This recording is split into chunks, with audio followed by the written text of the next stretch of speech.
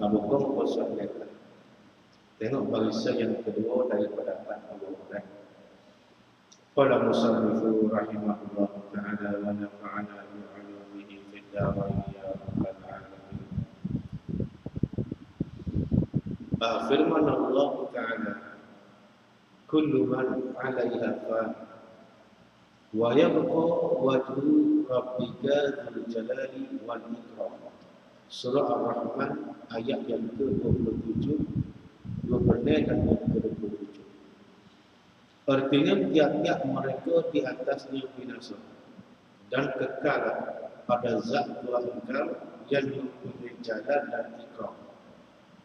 Maka kekal itulah dikatakan sifat bakor yang lawan bagi binasa, yang tentu tidak sekali-kali bagi Allah Ta'ala. Baik, jadi kata firman Allah Ta'ala, ada guna ayat Quran sebagai dalil nak mensabitkan sifat bakor bagi Allah Ta'ala. Baik, sekarang ini kita dah belajar di antara sifat-sifat yang wajib pada akal kita ada bagi Allah, dia panggil sifat bakor. Baik, bakor bahasa Arab terjemuh pada bahasa Melayu panggil kekal. Apa makna kekal? Yakni tidak binasa. Nah, bila sebut kata kekal, makna apa? Tidak binasa. Kalau gitu tidak binasa. Di sini kita menafikan binasa. Yang mana binasa itu satu sifat, satu perkara yang terlayak bagi Allah Ta'ala. Maka faham pada kita bakor ni sifat salbiyah. Jadi mana? Yang ni sifat salbiyah, makna bagi sifat tadi menunjuk atas ternafinya perkara yang terlayak bagi Allah. Apa makna bakor? Tidak binasa. Di sini kita menafikan binasa. Yang mana binasa itu satu kelakuan, satu sifat yang terlayak bagi Allah Ta'ala. Itu makna bagi bakor. Kalau gitu makna bakor ni, dia menafikan perkara yang terlayak bagi Allah Ta'ala. Lalu bakor ni kita panggil sifat salbiyah. Kenapa? Kerana tiap-tiap makna sifat menunjuk akan menafikan perkara yang terlayak bagi Allah Ta'ala, maka sifat itu dipanggil sifat salbiyah. Berapa sifat? 5. Qidam, bakor, mukhalafat, qiyamu talabun nafsih, wahdaniyah. 5 sifat ini dipanggil sifat salbiyah. Apa tadi? Baik. Kalau gitu di antara sifat Allah Ta'ala yang wajib pada kita mengaku di hati, Allah Ta'ala bersifat dengan bakor. Apa makna bakor? Tidak binasa. Yang ini tidak ada kesudahan bagi adanya Allah Ta'ala. Ataupun Allah Ta'ala tak menghubungi oleh tiada. Itu makna bakor.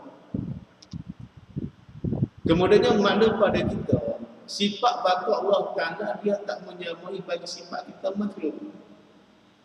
Lalu dia mau tanya, 5 syurga, bakor kekal.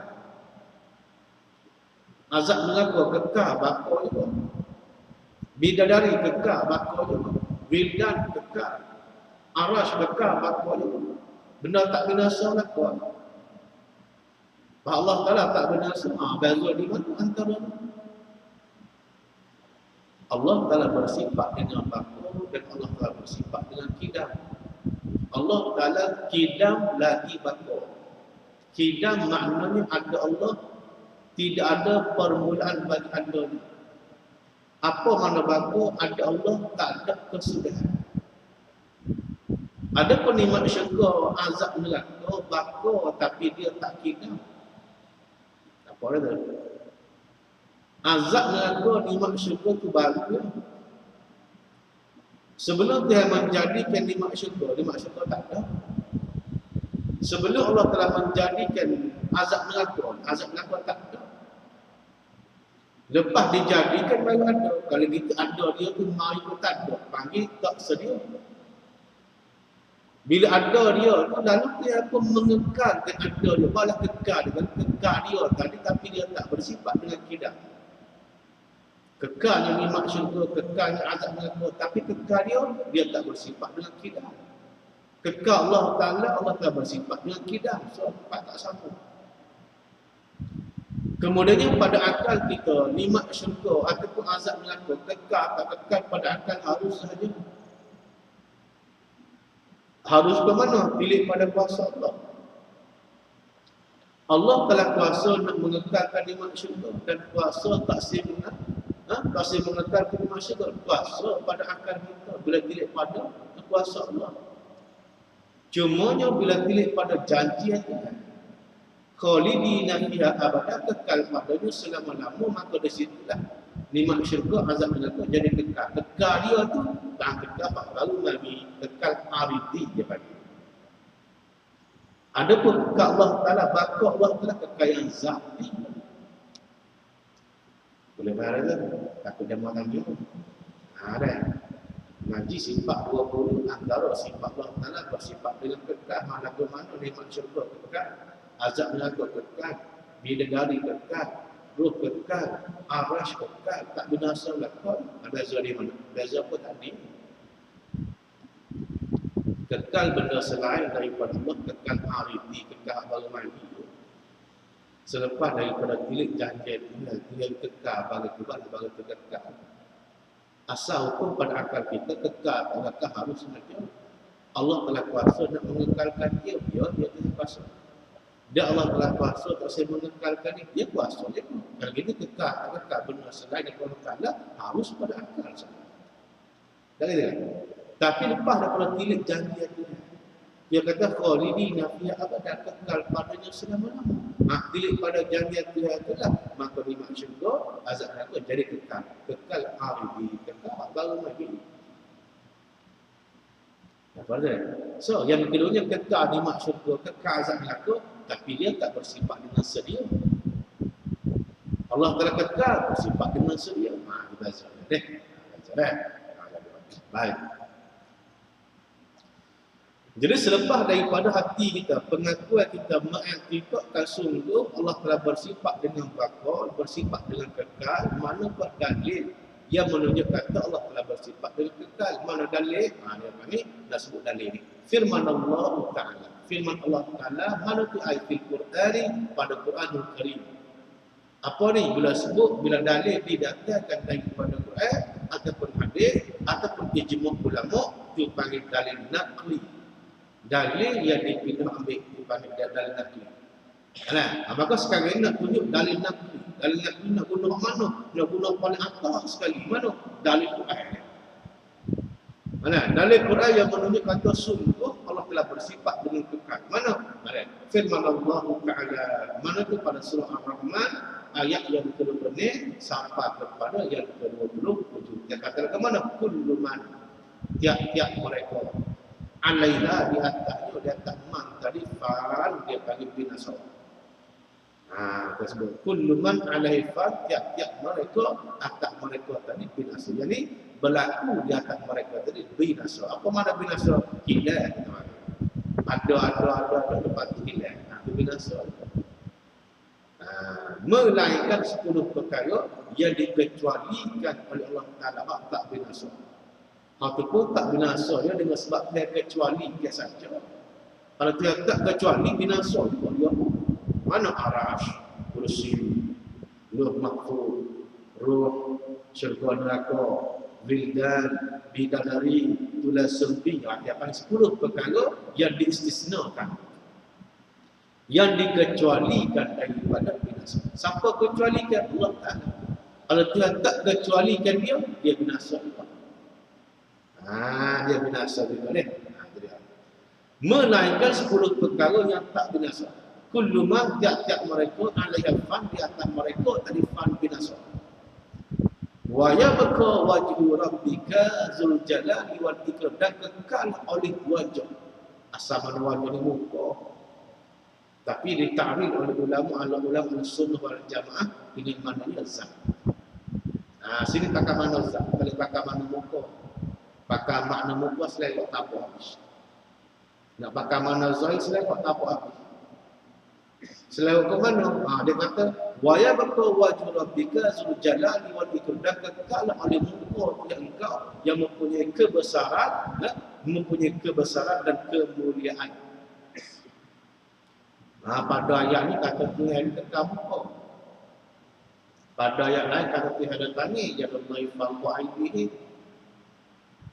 Tangan Tuhan di atas tangan mereka itu, ni kita nak bahas pun zahir makna. Nak sebut kata bila kita terjemah zahir makna, dia pun nak faham. Nak bahas ni. Maknanya kalau ayat ni waya berwajib rabbika zul jalali wal ikram, dah kekal di rupa Tuhan kau, muka Tuhan.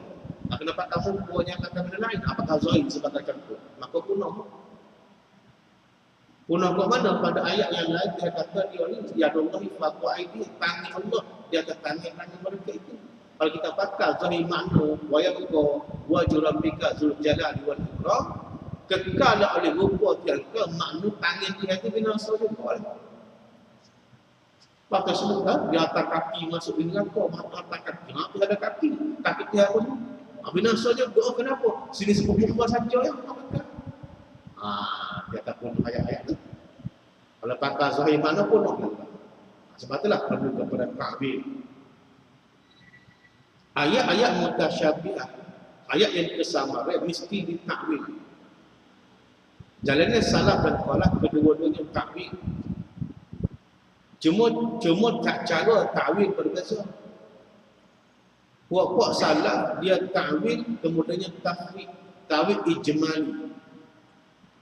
Takwil secara burung dia tak tafsirkan makna kesamaran kepada makna lain, dia tak tafsir. Apa makna muka? Wallahu a'lam. Muka bukan maksud, bukan murah, bukan dikehendaki. Apa makna muka? Wallahu a'lam. Bila bertemu ayat mutasyabihat, wa ya wajib rabbika, dan kekal oleh rupa Tuhan kau, muka Tuhan kau. Salah kata muka bukan maksud, itu takwil tu. Kalau pakai ya muka Tuhan, itu isbat. Isbat tak ada pada sunnah wal jamaah. Jadi puak-puak salah kata muka bukan maksud, bukan murah, bukan dikehendaki. Dia panggil takwil lah. Takwil tu. Apa maksud dengan muka? Wallahu a'lam. Tafwid dia panggil. Siluhkan makna muka kepada Allah Ta'ala. Dia panggil jalannya kebanyakan puak salah. Bukan semua salah, kebanyakan. Ada juga di antara puak salah yang takwil tafsiri. Kalau tadi sebut cara takwil ijmali yang sebulan itu. Dia tak pakai makna zahir, apa maksud, apa murad, apa kendaki sebagai Tuhan. Dia panggil takwil cara ijmali, kemudiannya tafwidkan makna kepada Allah. Seluruh makna kepada Allah Ta'ala. Ni kebanyakan jalannya puak salah. Kebanyakan, bukan semua. Maknanya ada juga segelintir daripada puak salah, dia jalan seperti mana jalannya puak khalaf. Bagaimana? Dia takwil serta tafsirkan makna. Antara siapa? Imam Malik radhiyallahu anhu. Yanzilu rabbuna fi kulli lailatin ila sama'i dunya. Habis. Yanzilu rabbuna, turun oleh Tuhan kita. Nabi kata. Tuhan kita turun, gerak Tuhan itu tak. Gerak. Yanzilu rabbuna, turunlah Tuhan kita fi kulli lailatin, pada tiap-tiap malam. Dia turun mana? Bila sama'i dunya, pada langit dunia. Langit kita nampak.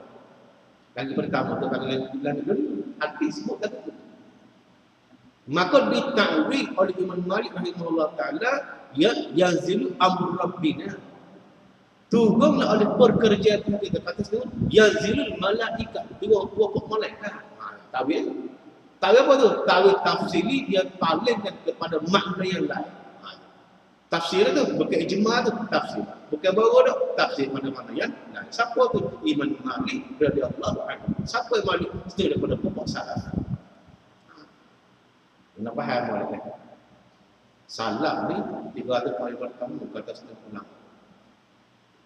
Mula daripada hijrah Nabi kita Muhammad sallallahu alaihi wasallam daripada kota Mekah kepada Madinah 300 kali pertama bagi pokok salah. Imam bab duduk situ. Imam Syafi'i rahimahullah ta'ala lahir pada tahun 150 Hijrah. Wafat pada tahun 240 dia buat sahabat lagi. Imam Malik dulu pada dia lagi. Imam Malik dulu bagi Imam Syafi'i. Dulu pada Imam Syafi'i lagi. Dia ada pada buat salah. Kata setengah salah ni pada 300, 500 tahun. Sebab daripada hijrah Nabi, hitung mari siapa 500 tahun di salah semua. Belakang pada tu balas wala. Dia kata 500 kata setengah. Kata setengah 300 paling salah pada itu dalam pokok salah. Ala kuliah nak sebut kata ada di antara pokok salah yang ta'wil tafsiri seperti mana ta'wil pokok salah. Tapi kebanyakan di antara pokok salah dia ta'wil ijmali, ta'wil cara bohong. Dia tak pakai makna sahih apa makna suruh kata. Ada kali ta'wil cara bohong. Ada pokok salah dia ta'wil dan tafsirkan makna. Sebagai contoh, yadullahi fawqa aydihim. Ya mana tangi asal bahasa Arab. Kata pokok salah, ya tangi bukan maksud, bukan mulut, bukan dikendaki. Ada mana tangi punya ta'wil itu. Ya dengan mana tangi bukan dikendaki kata pokok salah. Ta'wil lagi. Kata apa makna ta'wil, apa makna tangi? Wallahu a'lam. Ada tak tafsirkan apa makna tangi, tak tafsir. Itu panggil ta'wil cara ijmali, cara bohong, lepas tu seluruhkan makna kepada Allah. Panggil tafwid situ. Panggil tafwid situ. Tapi kebanyakan pokok salah. Ada pun pokok salah, ya Allah faqwa aidin, tangi Allah dan tangi mereka itu yakni kudrah. Tangi di mana kudrah kuasa. Ya tafsir tu. Tangi tak pakai. Nah, bukan maksud dengan tangi bukan, itu panggil ta'wil. Apa maksud tangi? Kudrat kuasa, itu panggil tafsir. Dia tafsir makna tangi pada kuasa itu panggil tafsir. Apa ni? Ini jalan yang pokok khalaf. Ambil di mana tu? Pandai-pandai ta'wil tangi pada kuasa ambil di mana? Tengok pada kecepian agama. Tengok pada syai-syai kadar. Nak tafsir itu tak gigi kita bukan. Bahasa nak kau ni tak pasti. Bukan lagi itu. Nak tafsir makna Quran ni berada pada ilmu. Tengok bahasa Arab lagi Imam Syafi'i itu dapat ahli ilmu, ahli bahasa Imam Syafi'i. Pandai Syafi'i, pandai wasat. Imam Syafi'i kita ahli bahasa. Jadi puak-puak kalau kebanyakan dia ta'wil ke mana ya, mana tangi pada kuasa selepas daripada pilih pada kecepian warak dan dia pilih pada kala-kala syair. Banyak sekali dalam kecepian kita, dalam syair-syair guna perkataan tangi nak pada kuasa. Kita sendiri pun kecek. Demo kalau siapa di kapal tu tak sampai bang. Budak-budak kapal tu tangi yang belakang. Apa maksud? Kita kuasa situ.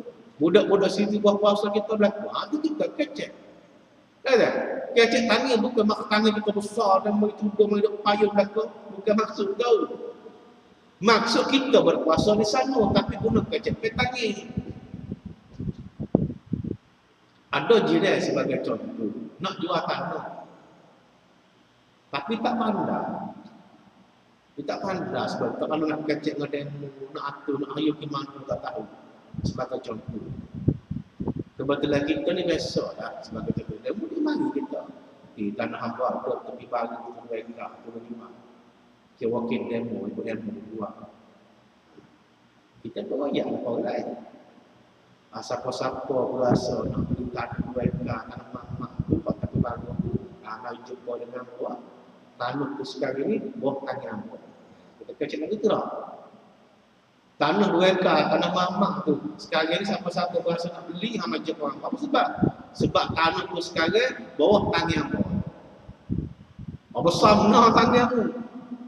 Kalau pakar mana saya besar benar tanah kita tu. Nak mereka tanah tu sampai itu lagi. Itu mana saya, mana gitu tu. Bukan makna tu, makna kita kuasa atau tanah akan apa. Dia wakil dia. Itu mana kuasa. Tangi. Dia bahasa peneliti juga. Sebab itulah siapa-siapa nak mendalami ilmu dia kena faham, kena pandai bahasa. Jadi perkataan ya tangi itu ditakwil oleh ulama-ulama khalaf dengan mana kuasa. Yadullahi fawqa aydihim, tangi Allah dan tangi mereka itu yang kuasa Allah di atas kuasa mereka itu. Comel Allah. Tak membawa kepada berjiring dan berjising Allah Ta'ala. Itu dia comel. Ala kuliah dengan salah dan khalaf itu pada sunnah wal jamaah kedua-duanya tak mengisbatkan makna zahir pada ayat mutasyabihah tidak isbat. Kedua-duanya ta'wil cuma yang ta'wil yang berbeza. Puak-puak salah dia ta'wil, kemudian tafsir, serahkan makna kepada Allah. Adapun puak-puak salah dia ta'wil, kemudian tafsirkan makna mutasyabih kepada makna yang digunakan pada bahasa.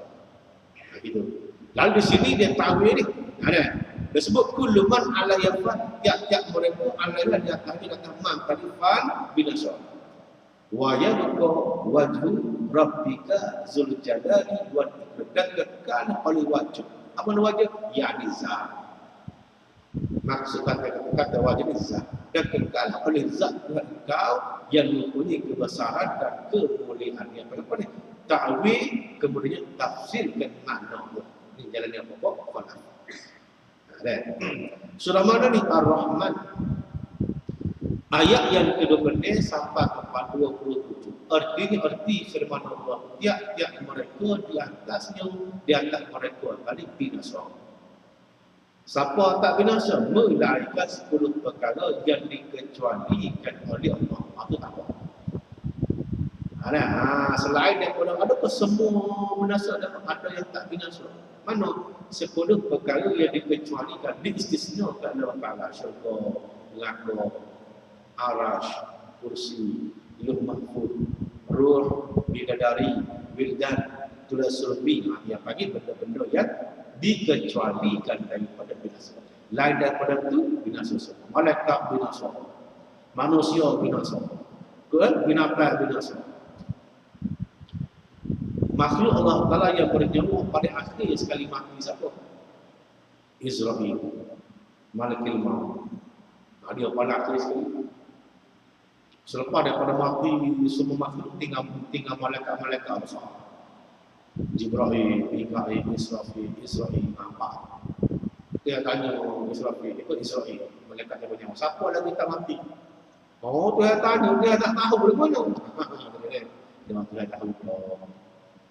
Nah saja tanya memang kuat saja. Kalau kita dengan anak kita lah.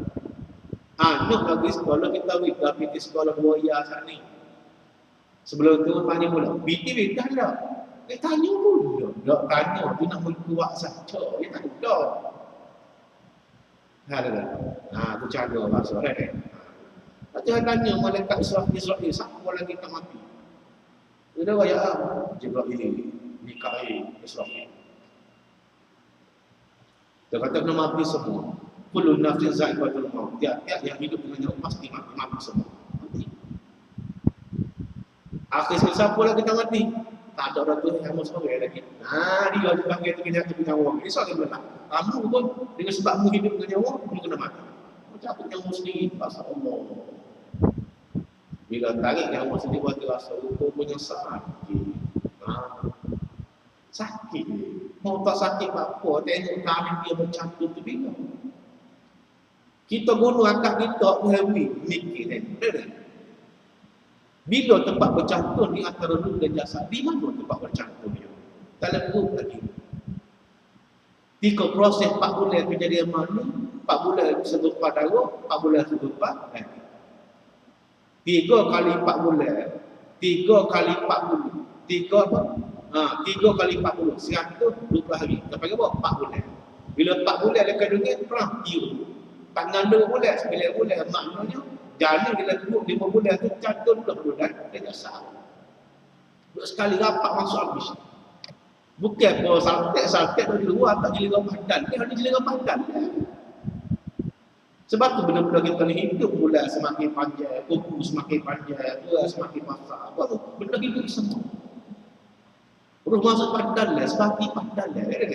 Kita akan saltik luar ni, yang dalam dah masuk. Tubuh dah, bila saltik 4 hari tak dua cuba habis. Adalah badan itu hari. Sakut dia boleh ngomong ni. Buat sakit juga. 4 hari baru tu. Benda tak sepati badan lah. Roh ni dah, badan lah. Badan lah. Bila cepat tepat dia bercantum tu, ketika budak berumur 5 bulan apa?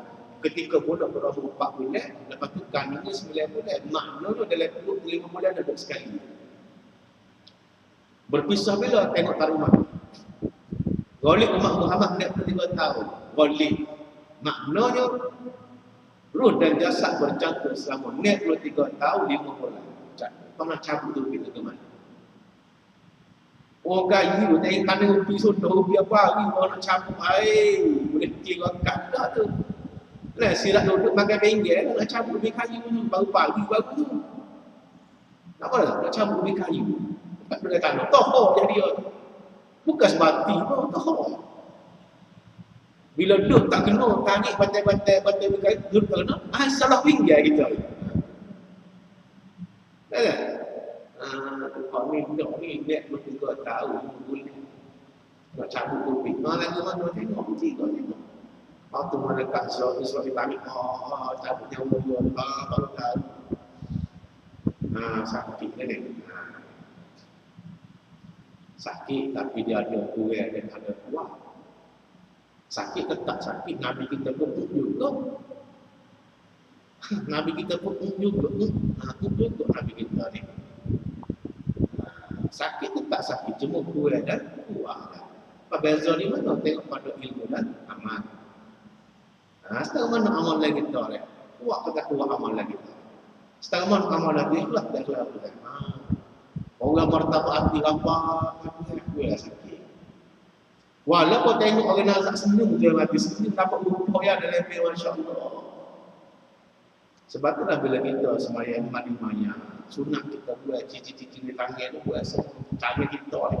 Basuh mayat tu apa sebab waktu tu urat-urat dalam pecah bunyi tapi tak terasa di kita nampak tak nak pilih tak nampak urat-urat dia macam kita.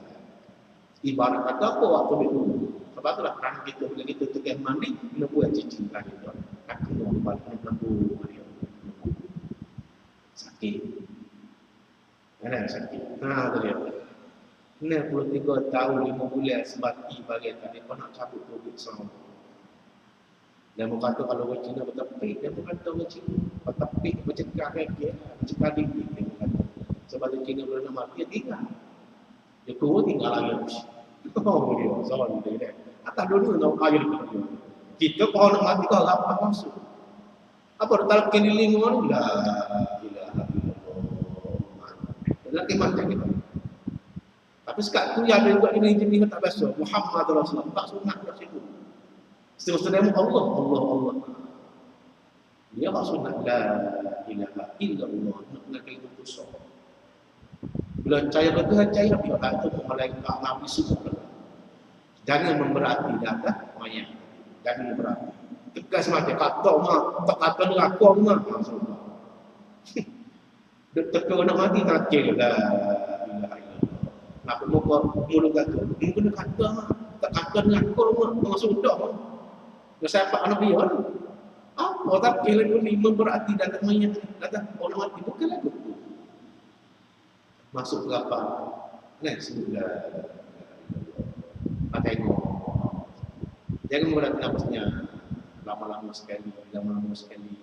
Bila kita kata, aku mulut dia tu, apa? Padahal. Dia ngasuh. Padahal tu. Langsung masuk perkataan Nabi ni. Langsung sesuai dengan perkataan Nabi. Man kana akhiru kalamihi la ilaha illallah dakhala al-jannah. Siapa-siapa kata Nabi akhir percakapan dia kalimah la ilaha illallah dakhala al-jannah, nescaya masuk syurga. Dan Nabi kata pasti benar. Tiba-tiba kita talqin orang nak mati tu nampak bergerak mulut dia. Kita semua rupanya gerak padahal. Padahal tu kita zon mungkin dia mengucap padahal. Selama mana dia tak minta barang lain, dia semua tu buat talqin. Kecuali apa air pun. Kecil barang lain pula. Ui air talqin pula. Nabi dah suka kalah tu. Nak susuk dengan kalimah la ilaha illallah. Bila suksi itu sedap. Nabi kata dah man kana akhiru kalami la ilaha illallah dakhala jannah. Siapa-siapa yang akhir percakapan dia kalimah la ilaha illallah dakhala jannah. Kalau pakar sorry hati enggak pernah kita. Siapa-siapa tak bunyi la ilaha illallah neraka masuk. Pakar sorry hati sana. Jawab dia. Nabi berkata Nabi sebut ni. Man kana akhiru kalami la ilaha illallah dakhala jannah. Siapa-siapa akhir percakapan dia kalimah la ilaha illallah, dia kalau jannah pasti syurga. Siapa kata Nabi? Mafhum mukhalafah. Benda yang dipahami di sebaliknya mana? Siapa-siapa tak mengucap dengan kau. Kenapa kau zahir sangat kan? Lagu mana? Lama tak mengucap. Kau tak bunyi dengan mana? Kan gitu kan? Lagu mana? Bukan maksud lagu tu. Maksud Nabi, siapa akhir percakapan dia kalimah la ilallah masuk syurga, yakni dengan cepat, segera, cepat.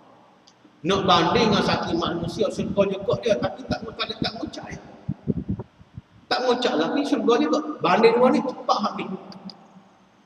Bukan syarat tiap-tiap manusia nak mati kena mengucap dengan syarat syurga, tak mengucap dengan kau, tak syarat itu. Penat gitu.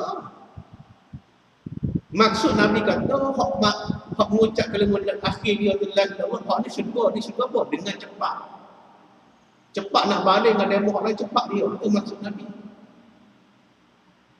Kan? Sebab apa kita manusia ni ada di tempat kira bicara dia tu, tempat menembak. Kan? Walaupun dia tak mengucap, kan? Tak ada mengucap sebagai itu. Tapi ni amalan dia tak salah. Timbang tengok amalan sekarang mana. Banyak kebajikan syurga kan. Walaupun tak ada ngucap. Tapi hak ni nak banding dengan demo ngucap, pada ngucap gilu. Kata ulama bukan setakat banyak kebajikan segi tak apa. Sama banyak. Bila titik amal kita manusia antara kebaikan dan keburukan tiba-tiba sama juga. Kata dalam syurga dengan limpah kurnia Allah. Kan? Buat keburukan sebagai contoh. Tiba-tiba tak ada pengampunan daripada Allah. Dia dulu tak bertambah. Dia buat kesilapan kat dunia, dia tak bertambah. Mati akhirat sekali lagi, dia tak ampun dia. Tapi dengan sebab dia ni sedia ada iman, syurga juga dia pun. Tapi syurga mai ke mana? Maksud trauma lain dulu. Trauma mana? Kau dulu. Bakar dilakon dulu. Bakar. Buat dosa-dosa dia benda yang cuma. Syurga ia tak timbul bagi cemar. Kita ada syurga sikit lagi. Tak belok, tak kecil dah.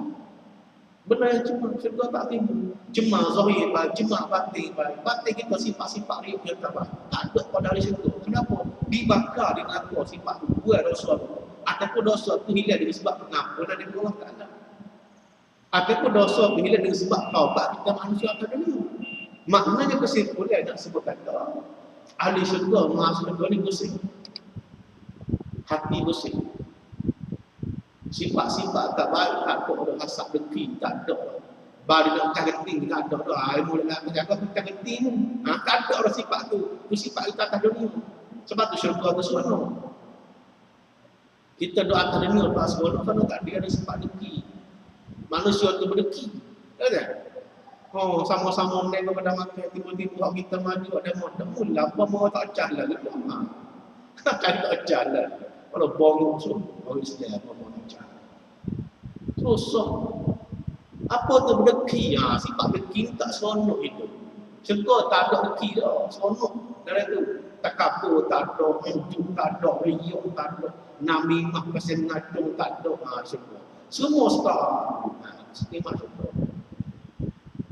Jadi nak bersih benda-benda yang tak baik bagaimana cara nak bersih dosa-dosa yang tak baik. Pertama sekali dengan jalan kita bertaubat. Yang keduanya dengan pengampunan Allah Taala. Pertama sekali pengampunan Allah, yang kedua kita bertaubat, yang ketiganya bakar di neraka. Satu manusia mati, dia tak bertaubat, dosa yang banyak. Dia tiba-tiba banyak keburukan pada kebaikan. Dia tak bertaubat sama hidup itu. Dia tidak ampun dosa dia. Tapi dia ni email yang asli, email yang aku, dia ni Islam. Bila email dia sendiri, ada syurga dia. Tapi sekarang ni banyak dosa-dosa. Nak ada ke mana? Bakar dia apa? Buat dosa dia dulu. Ada? Bakar dengan apa? Sampai masalah kembali kepada syurga. Setengah manusia yang akan dunia banyak maksiat dia buat. Sebelum mati bertaubat kepada Allah Ta'ala. Dia taubat dia. Alhamdulillah.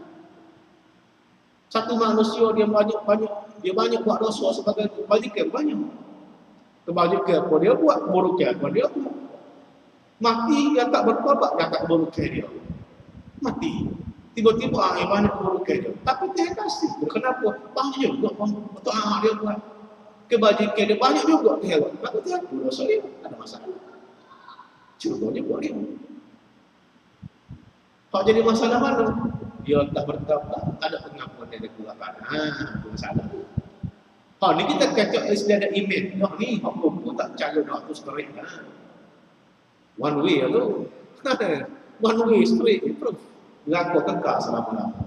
Aku mengaku kekal tu tak kita selai email ni akan kembali kepada syurga. Cumanya jalan yang tiga.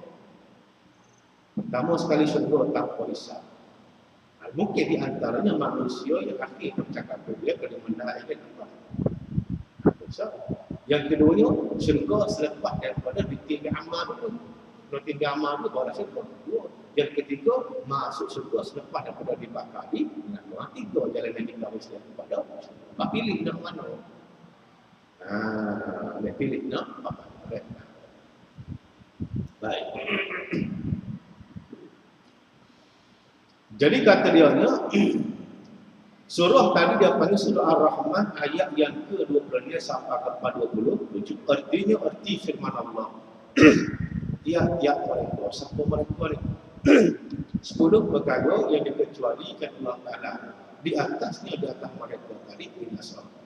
Dan kekallah pada zat Tuhan engkau yang mempunyai jalan, mempunyai kebesaran dan ikram yang mempunyai kemuliaan. Sini dia takwil tu. Dia takwil wajah dengan mana zat. Kan? Wajah tu dengan mana zat. Dia tak sebut kata dan kekallah wajah yang tak ada sebut bila. Ada dia panggil dan kekallah zat Tuhan engkau. Apa tu dia takwil tafsir. Ada kata. Baik. Kemudian kata dia maka kekal itulah dikatakan sifat bako yang lawan bagi binasa. Bila Allah telah sendiri mengaku dia bersifat dengan kekal, maka kekal itulah dikatakan sifat bako. Bako mana? Bako kok lawan bagi sifat binasa. Apa makna lawan? Nah, kita ngaji dah. Apa makna lawan? Bila kata bako ini kekal tu lawan bagi binasa. Apa makna lawan? Yang ni dua sifat yang paling nak berhitung pada masa yang sama. Itu makna lawan. Dah ada dah. Nah, bila apa ada dah? Bila ibarat kita kata sifat bako, sifat kekal ni panggil lawan bagi sifat binasa. Dibahas apa makna lawan? Yang ni di antara sifat kekal dan sifat binasa ni tak boleh nak berhitung. Tak boleh nak berhitung pada masa yang sama. Masa berlainan tak apa. Masa yang sama tak nak berhitung. Ketika Allah telah bersifat dengan kekal, maka takkan berlaku binasa di Allah Ta'ala. Kenapa? Yang bagi kekal dan binasa takkan berhitung pada masa yang sama. Itu maksudnya. Itu dia. Adapun kita ni pasti boleh gimana? Hidup lawan mati. Yang paling apa lawan? Hidup dan mati tak boleh nak berhitung pada masa yang sama. Tapi masa berlainan boleh. Pada pukul yang tepat, zat hidup, maka tak ada mati waktu itu. Ya, tak ada mati waktu itu. Kenapa? Kerana bersifat dengan hidup. Nes tengok, mati dia. Bila mati dia, tak ada hidup waktu itu. Kalau gitu, hidup melawan mati, apa melawan? Tak boleh hidup. Tapi kita makhluk boleh terima sama mana-mana. Hidup pun kita terima, mati pun kita terima. Adapun Allah Ta'ala bersifat dengan bako, lawannya binasa. Tapi dia terima saja. Terima kok bako yang binasa tak terima. Itu bahasa kita. Apa dia? Maka yang ketiga dia bersifat dengan kekal. Dia tak binasa. Ketika dia bersifat binasa, dia tak kekal. Bukan lagu tu. Hak tu hak makhluk masih lagu tu. Tuhan ni terima saja. Terima balik kekal saja. Balik binasa ia tak terima. Walaupun kata kekal dan binasa dua sifat berlawanan. Hidup dan mati dua sifat berlawanan. Tapi dia semua kepada kita makhluk hidup dan mati ni kita terima kedua-dua. Cumanya masa berlainan. Adapun Allah Ta'ala hidup dan mati ni dia terima saja. Timbal hidup dia mati tak terima. Ada bahasa. Bahasa tu dah bahasa. Baik, jadi kata maka kekal itulah dikatakan sifat baqa yang lawan bagi binasa yang tentu tidak sekali-kali bagi Allah Ta'ala. Tak timur pada akal kita. Allah Ta'ala bersifat dengan binasa, tak timur. Dan pengakuan tentu sungguh di dalam hati Tuhan kekal itulah dikatakan wajib bagi akal. Bila kita mengaji, kita faham Allah telah sebut dalam Quran dia bersifat dengan kekal. Akal kita fikir sungguh Allah telah bersifat dengan kekal. Maka kita simpullah. Kepahaman yang kita dapat hasil daripada kita mengaji, kita sipu tanah pada hati kita. Jadi mengaku di hati. Maka sipu tanah di hati itulah bagi satu akidah. Satu simpulan tanah pada hati kita. Kita panggil pengaku hati. Maka pengakuan hati itu kata sungguh Allah telah bersifat dengan baqa, maka pengakuan hati itulah dipanggil pada wajib pada akal. Apa ada? Pengakuan hati kita dengan kata sungguh Allah telah bersifat dengan baqa, maka pengakuan hati itulah dikatakan pada wajib pada akal kita. Tapi ingat pada wajib pada akal sabit dengan Allah Ta'ala panggil wajib zati. Bukan wajib muqayyad, bukan. Allah Ta'ala bersifat dengan kekal tanpa kait dengan apa-apa sekali. Wajib pada akal kita, Allah Ta'ala bersifat dengan kekal. Wajib pada akal ni akan wajib zat apa tu. Tak kait dengan apa-apa sekali. Dia tak serupa dengan benda wajib pada akal yang bersangkut dengan makhluk. Apa kait muqayyad. Muqayyad.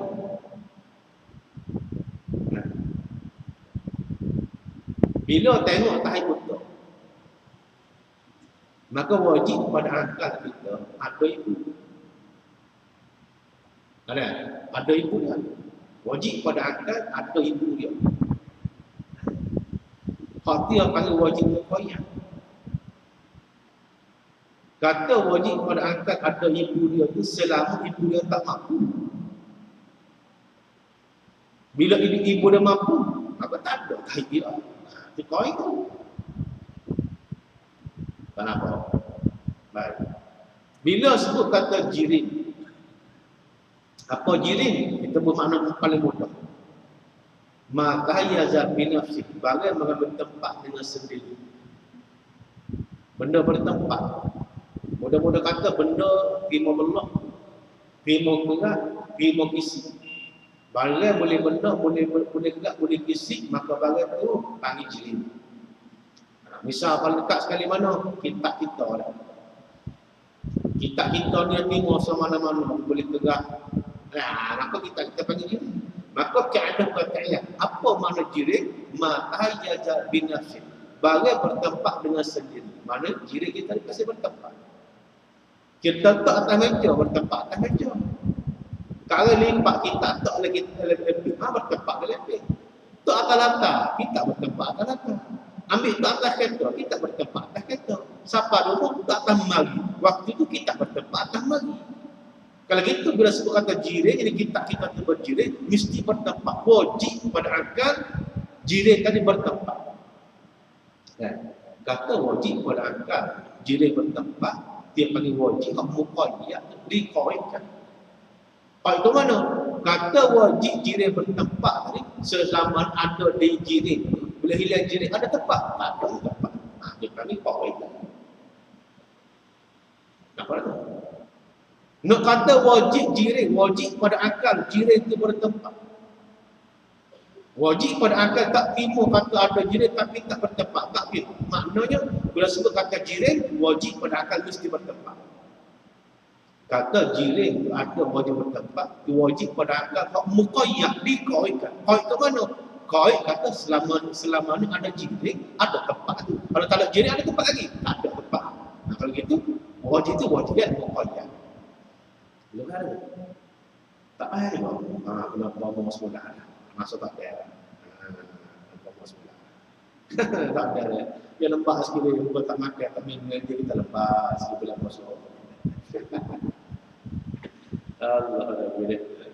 Baik. Sekali lagi. Jadi kata dia dan pengakuan tentu sungguh di dalam hati Tuhan kekal itulah dikatakan wajib bagi akal, wajib bagi akal bukan upaya. Dan pengakuan tentu tidak di dalam hati binasa Allah pun tentu tidak, itulah dikatakan mustahil pada akal. Dan makna kekal itu apa makna kekal itu? Apa makna barang yang tidak menghubungi tiada. Nah, yang tadi bagi yang tak menghubungi oleh tiada itu kekal. So kita ni menghubungi oleh tiada. Sekarang ni kita ada sekali lagi mati. Bila mati dia menghubungi oleh tiada. Kita tak kekal lagi. Mana kekal apa? Mana kekal? Barang yang tiada menghubungi oleh tiada. So, atau dikatakan barang yang tak terima hilang. Ada sama-sama tu pengen kekal. Ada begitu terima hilang. Hari ni kita hidup asal mati. Hilang. Tak kekal lagi. Ada. Seperti sekali dan tadi atas kekal Allah Taala. Allah Taala.